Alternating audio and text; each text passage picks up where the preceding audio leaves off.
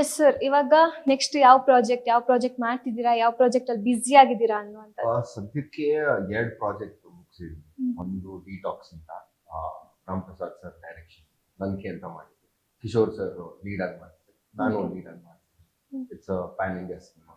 ತುಂಬಾ ಜನ ಬಾಲಿವುಡ್ ಇಂದ ಆರ್ಟಿಸ್ಟ್ ಇದ್ದಾರೆ, ಕನ್ನಡದಿಂದ ಆರ್ಟಿಸ್ಟ್ ಇದ್ದಾರೆ, 11 ಜನ ಡೈರೆಕ್ಟರ್ಸ್ ಇದ್ದಾರೆ, ಕನ್ನಡ ಡೈರೆಕ್ಟರ್ಸ್ ಆಕ್ಟ್ ಮಾಡಿದ್ದಾರೆ. ಇದು ಅದೊಂದು PAN India cinema, suspense thriller. Title recent ಆಗಿ ರಿಲೀಸ್ ಮಾಡಿದ್ವಿ. ಸೊ ಅದೊಂದು ಮುಗ್ದಿದೆ, ಒಂದು ಸಾಂಗ್ ಬಾಕಿ ಇದೆ. ಸೊ ಅದು ಬಿಟ್ರೆ ಮುರಳಿ ಮಾಸ್ಟರ್ದು ನಮೋಭೂತಾತ್ಮ ಅಂತ ಮಾಡಿದ್ವಿ. ಅದಾದ್ಮೇಲೆ ಇವಾಗ ಇನ್ನೊಂದು ಸಬ್ಜೆಕ್ಟ್ ಮಾಡ್ತಿದ್ದಾರೆ. ಸೊ ಒಂದು ಲೀಡ್ ಪಾತ್ರ ಕೊಟ್ಟಿದ್ದಾರೆ, ಲೀಡ್ ಅಂತ ಪೊಲೀಸ್ ಆಗಿ ಮಾಡ್ತಾ ಇದ್ದೀವಿ ಫಸ್ಟ್ ಟೈಮ್.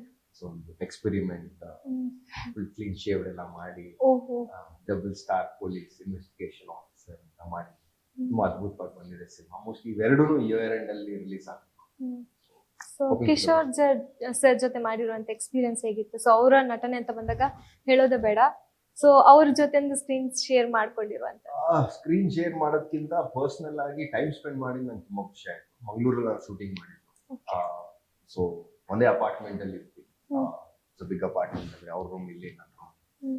ಸೊ ಅಡಿಗೆ ಮಾಡ್ಕೊಳೋದ್ರಿಂದ ಹಿಡಿದು ಮೀಟ್ ಅಪ್ ಜಾಸ್ತಿ ಆಗ್ತಾಯಿತ್ತು ನನಗೂ ಸರ್. ನನಗೆ ಫಸ್ಟ್ ಸ್ಟಾರ್ಟಿಂಗ್ ಅಲ್ಲಿ ಭಯ ಇತ್ತು, ಅದು ಹೇಗೆ but simplicity is next level ಅಂತಾನೆ ಹೇಳ್ಬೋದು.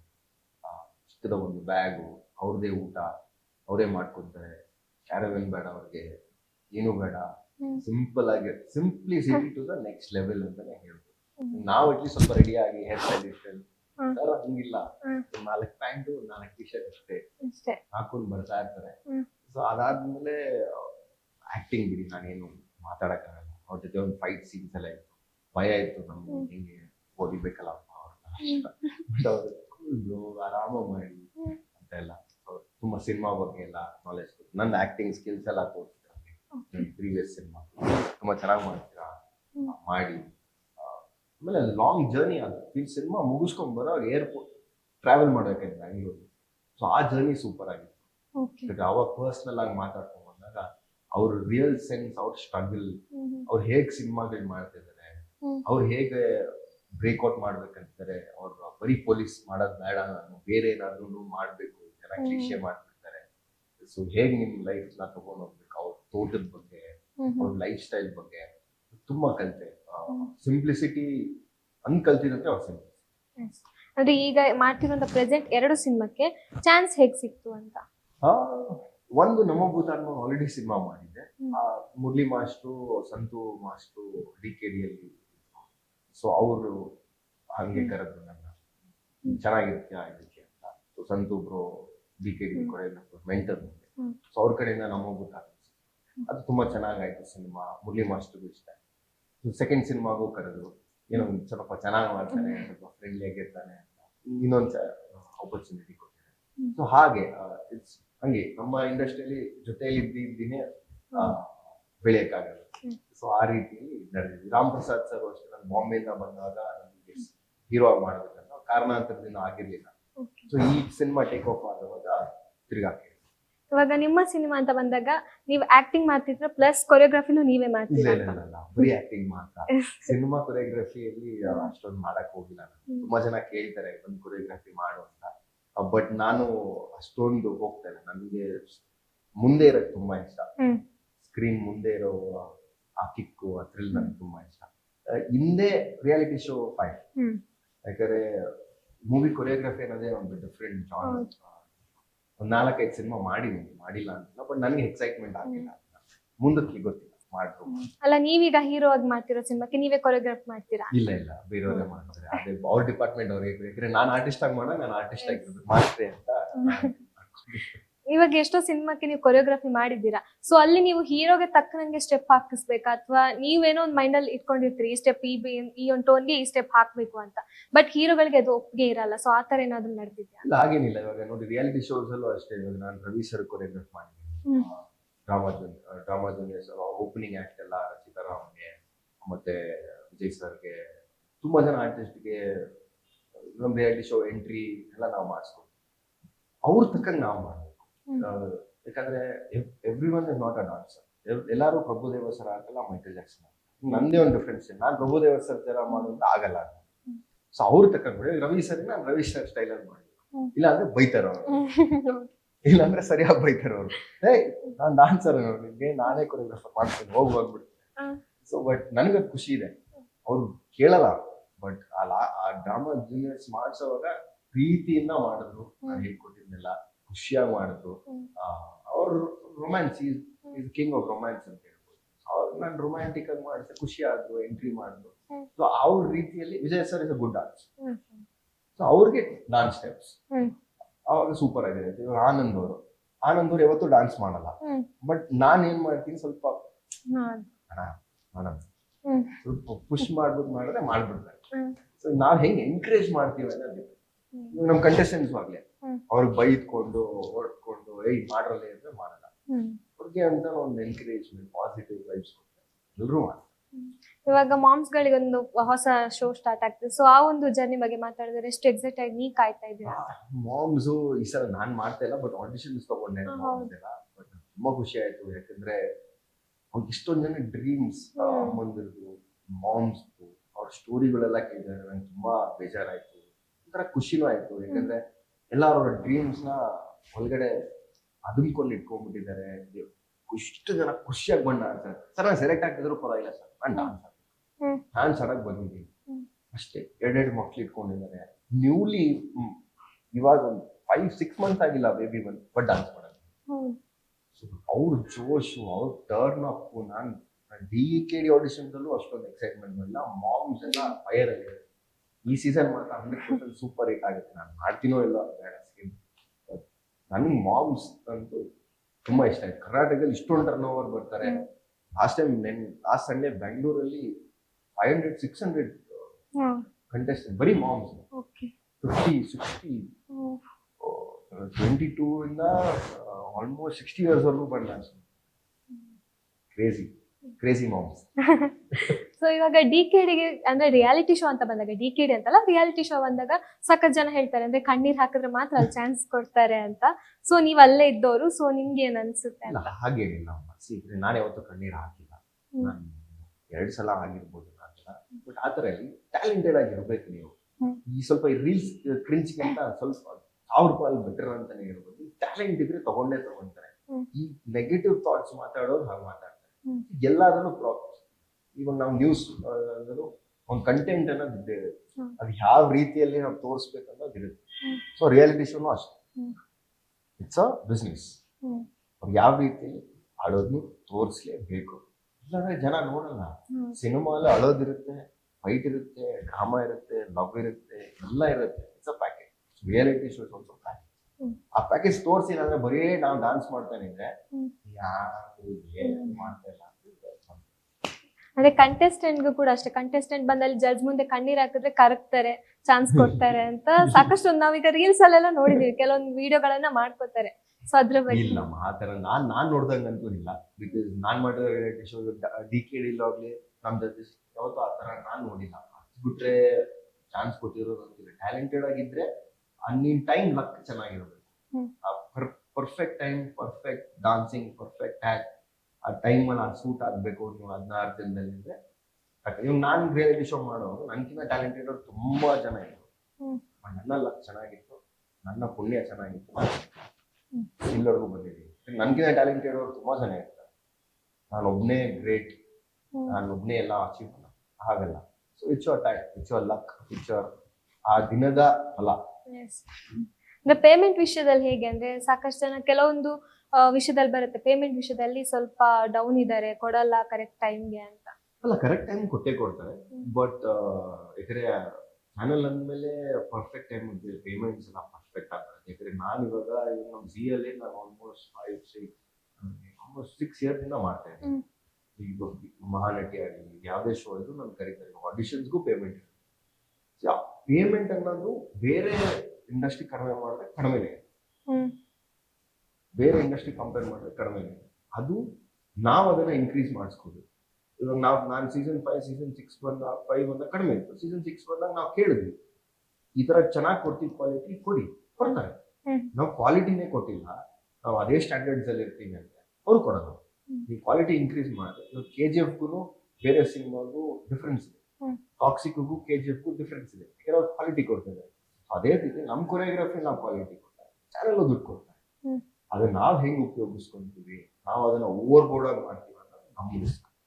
ಅವ್ರು ನಮ್ಗೆ ಸೊ ಇವಾಗ ನಿಮ್ಮ ಇನ್ಸ್ಟಾಗ್ರಾಮ್ ಪ್ರೊಫೈಲ್ ಅಂತ ಬಂದಾಗ ಇದಕ್ಕಿಂತ ಮುಂಚೆ ಒಂದು 6 ವರ್ಷ ಹಿಂದೆ ಇರಬೇಕು, ಸಾಕಷ್ಟು ಪೋಸ್ಟ್ ಗಳನ್ನ ನಾವು ಎಸ್ DKD ಅಲ್ಲಿ ಕೆಲವೊಂದು ನಿಮ್ಮ ಇನ್ಸ್ಟಾಗ್ರಾಮ್ ಪ್ರೊಫೈಲ್ ಅಲ್ಲಿ ನೋಡಿದಾಗ 6 ವರ್ಷದ ಹಿಂದೆ ಕೆಲವೊಂದು ಪೋಸ್ಟ್ ಗಳಿತ್ತು. ನಾನು ಹೆಸರು ಹೇಳಲ್ಲ, ಬಟ್ ನಿಮ್ ಪೇರ್ ಇದ್ದು. ಸೊ ಸ್ವಲ್ಪ ದಿನ ಆದ್ಮೇಲೆ ಸ್ವಲ್ಪ ಒಂದು 3 ವರ್ಷ 4 ವರ್ಷ ಇತ್ತೀಚೆಗೆ ಮಾಯ ಆಯ್ತು ಅಂತ, ಮಾಯ ಆಗೋಯ್ತು. ಸೊ ರೀಸನ್ ಸಾಕಷ್ಟು ಜನ ಅದ್ರ ಬಗ್ಗೆ ಎಲ್ಲೂ ಕೇಳಿಲ್ಲ ಅನ್ಸುತ್ತೆ ನಿಮ್ ಹತ್ರ. ಕಮೆಂಟ್ಸ್ ಅಲ್ಲಿ ಎಲ್ಲಾ ಕಡೆ ಕಮೆಂಟ್ಸ್ ಅಲ್ಲಿ ಓಕೆ, ಮುಖಾಮುಖಲ್ಲೂ ಕೇಳ್ತಾ ಇರ್ತಾರೆ. ನಾನು ಅದನ್ನ ಪರ್ಸನಲ್ ವಿಚಾರ ಬೇಡ, because it's again very close person ವಿಚಾರ. ಇದ್ವಿ, ಜೊತೆಲಿ ತುಂಬಾ ಒಳ್ಳೆ ಕೆಲಸಗಳು ಮಾಡಿದ್ವಿ, ಮದುವೆನೂ ಆಗಿದ್ವಿ, ಡಿವೋರ್ಸು ಆಯ್ತು. ಕಾರಣಾಂತರದಿಂದ ಅದನ್ನ ಅವ್ರಿಗೂ ಲೈಫ್ ಪ್ರಾಬ್ಲಮ್ ಆಯ್ತು, ನನಗೂ ಲೈಫ್ ಪ್ರಾಬ್ಲಮ್ ಆಯ್ತು. ಅದನ್ನೆಲ್ಲೇ ಪಾಸ್ ಮಾಡಿ ಮುಂದಕ್ಕೆ ಅವರು ಚೆನ್ನಾಗಿರ್ಲಿ, ನಮ್ಮ ಲೈಫ್ ಚೆನ್ನಾಗಿರ್ಲಿ ಮುಂದೆ ಬರ್ತೀವಿ. ಆಕ್ಚುಲಿ DKD ಬಂದಾಗ ಫಸ್ಟ್ ನಾನು ನೋಡಿದ್ವಿಯೋ ನೀವು ಅಂದ್ರೆ ರಿಲೇಶನ್ಶಿಪ್ ಅಲ್ಲಿ ಇದ್ರಿ, ಬಟ್ ಮದ್ವೆ ಆಗಿಲ್ಲ, ಲಿವಿಂಗ್ ರಿಲೇಶನ್ಶಿಪ್ ಅಲ್ಲಿ ಇದ್ರಿ ಅಂತ ಒಂದು. ಅವಾಗ್ಲೂ ಮದುವೆ ಆದ್ಮೇಲೆ ನಾವು DKD ಮಾಡಿ, DKD 5, 6 ಎರಡು ಮದುವೆ ಆಗಿರೋವಾಗೆ ಮಾಡಿ. ಲಿವಿಂಗ್ ರಿಲೇಶನ್ಶಿಪ್ ಅಲ್ಲೇ ಕುಂಡಿ ಬಲ್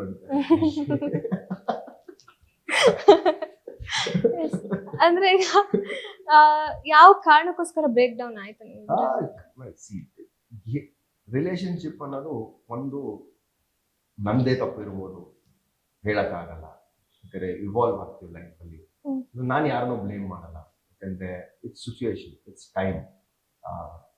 ಒಬ್ರು ಜೊತೆಲಿ ಇರ್ಲೇಬೇಕು ಅನ್ನೋದು ಕಾರಣಾಂತರದಿಂದ ಪ್ರಾಬ್ಲಮ್ ಹಾಕೊಂಡು ಇರ್ಬೇಕು ಅನ್ನೋದಿಲ್ಲ. ನಾವು ಅವಾಗ ಚೆನ್ನಾಗಿದ್ವಿ, 6 years ತುಂಬಾ ಅದ್ಭುತವಾಗಿ. ಅದಾದ್ಮೇಲೆ ಕಾರಣಾಂತರದಿಂದ ಡಿಫ್ರೆನ್ಸಿಯೇಷನ್ ಬರಕ್ ಸ್ಟಾರ್ಟ್. ನಂದೇ ತಪ್ಪು ಇರ್ಬೋದು, ಬೇಜಾರಲ್ಲಿ ಅವ್ರದ್ದು ಇರ್ಬೋದು. ಸೊ ಅದನ್ನ ಏನಾಯ್ತು, ಪ್ರೀತಿಯಿಂದ ದೂರ ಆದ್ವಿ. ಅವ್ರ ಕೆಲಸ ಚೆನ್ನಾಗಿ ಮಾಡ್ಕೊಂಡು ಅವ್ರ ಲೈಫ್ ಚೆನ್ನಾಗಿದೆ, ನಾನು ನನ್ನ ಲೈಫ್ ಚೆನ್ನಾಗಿ.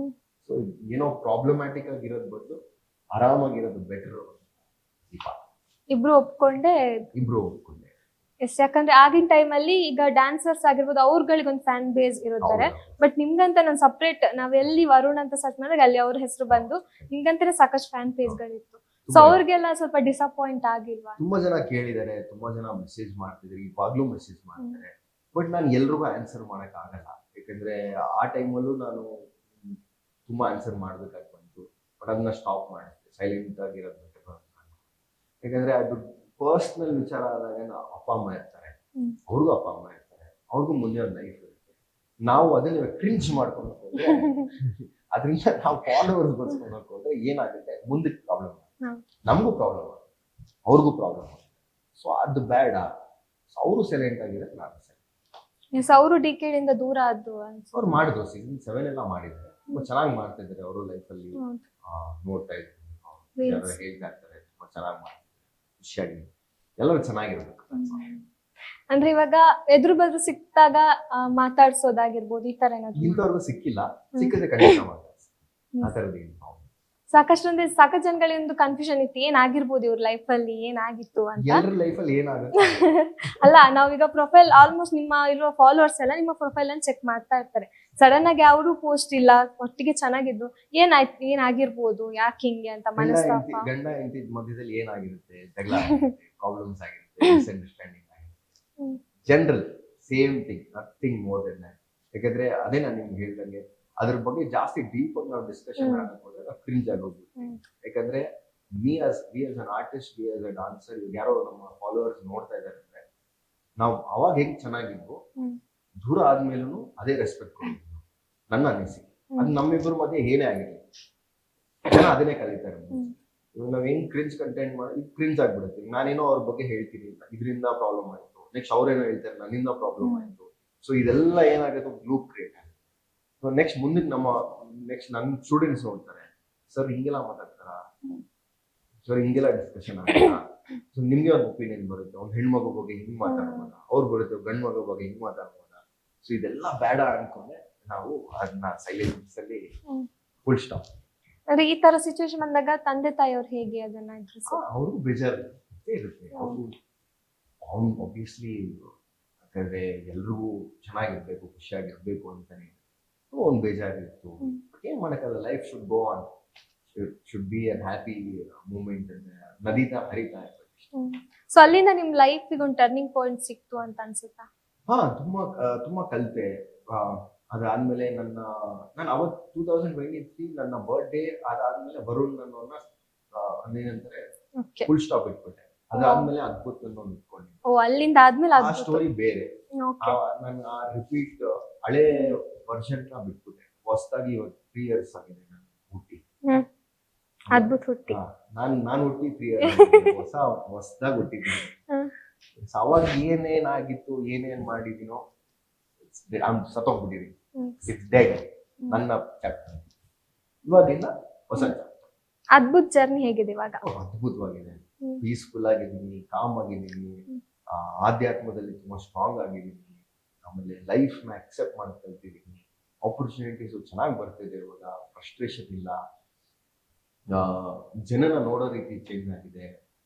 ಎಲ್ರನ್ನೂ ಅಕ್ಸೆಪ್ಟ್ ಮಾಡೋ ರೀತಿ ಚೇಂಜ್ ಆಗಿದೆ. ಆಪರ್ಚುನಿಟಿ ಎಕ್ಸೆಪ್ಟ್ ಮಾಡೋದು ಚೇಂಜ್ ಆಗಿದೆ. ಆಪರ್ಚುನಿಟಿ ಬಂದಿಲ್ಲ ಅನ್ನೋದು ಎಕ್ಸೆಪ್ಟ್ ಮಾಡೋ ರೀತಿ ಚೇಂಜ್ ಆಗಿದೆ.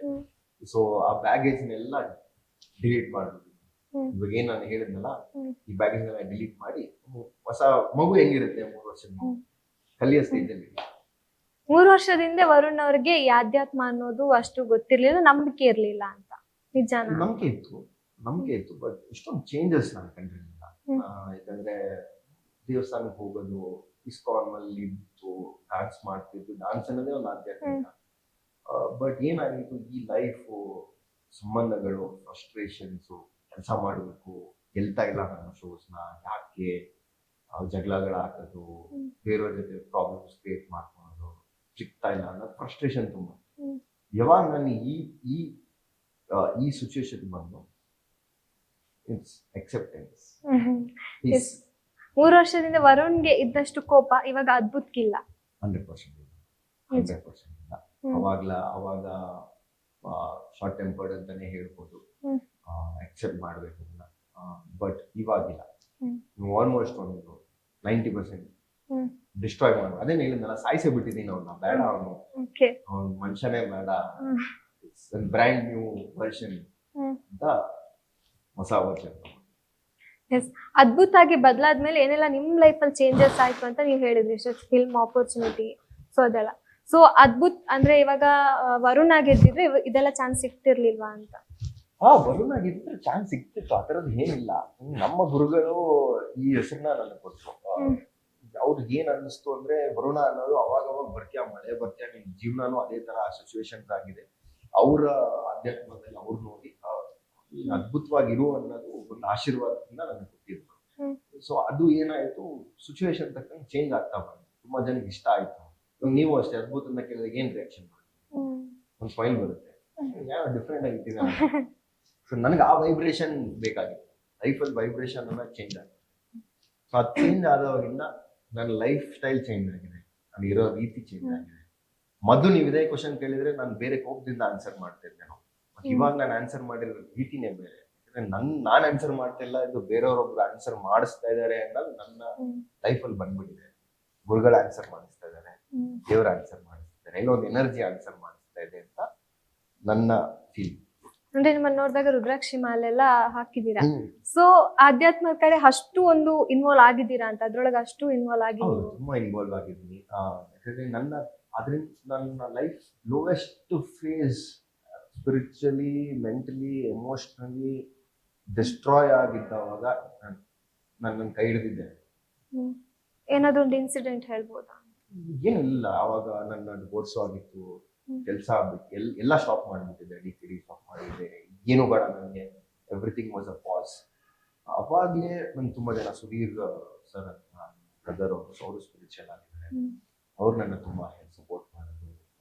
ದೇವಸ್ಥಾನಗಳಲ್ಲಿ ಗುರುಗಳು ಒಂದು ಹರಿಪಾಲ ಮೌನೇಶ್ವರ ಅವ್ರು ತುಂಬಾ ಸಪೋರ್ಟ್ ಮಾಡೋದು. ಸೊ ಆಧ್ಯಾತ್ಮಿಕದಲ್ಲಿ ಒಂದು ಲೈಫ್ ನಾಲೆಜ್ ಎಲ್ಲಾನು ಸಿಗ್ಬೇಕಂತ ಏನಿಲ್ಲ, ಅದು ನಿಮ್ಮ ಡೆಸ್ಟಿನಿ ಆಗಿರುತ್ತೆ. ನಿಮ್ಮ ವೈಬ್ರೇಷನ್ ನ ಚೇಂಜ್ ಮಾಡ್ಕೊಂಡ್ರೆ ಏನ್ ಬೇಕೋ ಸಿಗುತ್ತೆ. ಹ್ಮ್. ಇವಾಗ ಇಲ್ಲಿ ನಾನು ಬಂದಿರೋದ್ ಕಾರಣ ಬೇರೆ ಇರ್ಬೋದು, ಬಂದಿದ್ದೀನಿ. ಸೊ ಅಂದ್ರೆ ಈಗ ಆಧ್ಯಾತ್ಮದ ಕಡೆ ಪ್ರಾಕ್ಟೀಸ್ ಮಾಡ್ಬೇಕಾದ್ರೆ ಸೊ ಏನೆಲ್ಲ ಕ್ವಾಲಿಟೀಸ್ ಮನುಷ್ಯ ಬೆಳೆಸ್ಕೋಬೇಕು ಅಂತ ನೀವು? ಆ ಥರದ ಅಷ್ಟೊಂದು ಕಾಂಪ್ಲಿಕೇಶನ್ಸ್ ಏನಿಲ್ಲ. ಫಸ್ಟ್ ಆಫ್ ಆಲ್ ನಮ್ಮ ಗುರುಗಳೆಲ್ಲ ಹೇಳ್ತಾರೆ ದೊಡ್ಡ ದಾನ ಏನು ಅಂತ ಕೇಳಿ. ಎಲ್ಲರೂ ಅನ್ನದಾನ, ಆಮೇಲೆ ನಾನು ಅದ್ ಕೊಡ್ತೀನಿ, ಕ್ರಿಂಜ್ ಅಂತ ಸೋಷಿಯಲ್ ಮೀಡಿಯಾ ನಾನು ಹಾಕ್ತೀನಿ ಏನಂತ, ನಾನು ಇಷ್ಟು ದುಡ್ಡು ಕೊಟ್ಟಿದ್ದೀನಿ, ನಾನು ದುಡ್ಡು ಕೊಟ್ಟಿದ್ದೀನಿ. ಫಸ್ಟ್ ನೀನು ಆತ್ಮನ ದಾನ ಮಾಡು, ಸರೆಂಡರ್ ಅನ್ನೋದು ಹಾಕ್ಬೇಕು. ಸರೆಂಡರೇ ಆಗಿಲ್ಲ, ಫಸ್ಟ್ ನೀನೇ ಕ್ಲೀನ್ ಮಾಡ್ಕೊಂಡಿಲ್ಲ, ನಿನ್ನ ತಪ್ಪನೇ ನೀನು ಎಕ್ಸೆಪ್ಟ್ ಮಾಡ್ಕೊಂಡಿಲ್ಲ, ಬೇರೆಯವ್ರನ್ನ ಬ್ಲೇಮ್ ಮಾಡ್ತಾ ಇದೀಯ ಅಂದ್ರೆ ಯಾವತ್ತೂ ಸಿಗೋದು ಇಲ್ಲ, ಬರೋದು ಇಲ್ಲ.